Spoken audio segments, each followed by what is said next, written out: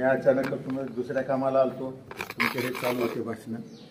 मला बी ग्रामपंचायतचं केलं, आमच्या सोसायटीचं केलं, अण्णाभाऊ साठेंची जयंती आणि दलित समाजामध्ये जाऊन माझ्या हातानं ध्वजारोहण होतं, ती जयंती साजरी करून मी इथं आहे. काम दुसरं होतं, परंतु योगायोग असतो. आपण आज बापूजी विद्यालयामध्ये अण्णाभाऊ साठे, लोकमान्य टिळक यांची जयंती साजरी करण्यासाठी या छोटेखानी कार्यक्रमाचे अध्यक्ष, या शाळेचे मुख्याध्यापक, सर्व शिक्षक वृंद, जी कला सादर केलेली आहे ती कलाकार लेकरं आणि माझ्या बालमित्रांनो, लोकमान्य टिळक, अण्णाभाऊ साठे, डॉक्टर बाबासाहेब आंबेडकर, पंडित जवाहरलाल नेहरू, महात्मा गांधी, सुभाषचंद्र बोस, वल्लभभाई पटेल,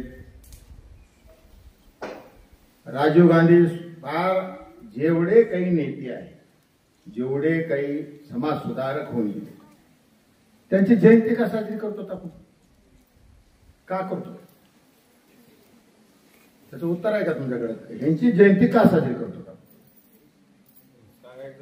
एक जण कोणी उठायचं, या लोकांच्या आपण जयंत्या साजऱ्या का करतो? शिवाजी महाराज, संभाजी महाराज, का बरं करतो आपण जयंत्या साजऱ्या? पुन्हा एकानं उत्तर द्यायचं, हे का करतो?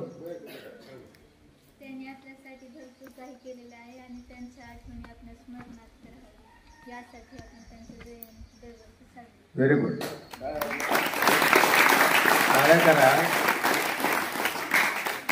हे बी आपले आता जन्मलेले आहेत, आपण बी त्या ठिकाणी जन्म घेतलेला आहे.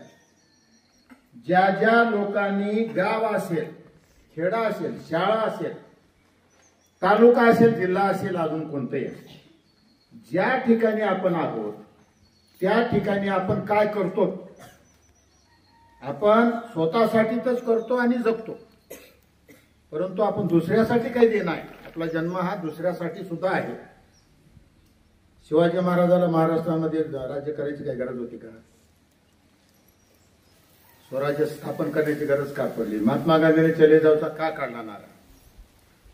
अण्णाभाऊ साठेंनी फक्त डफली आणि हे 1.5 दिवस शाळेत गेलेला माणूस, 1.5 दिवस शिकलेला नाही, परंतु बाहेर देशामध्ये गेला.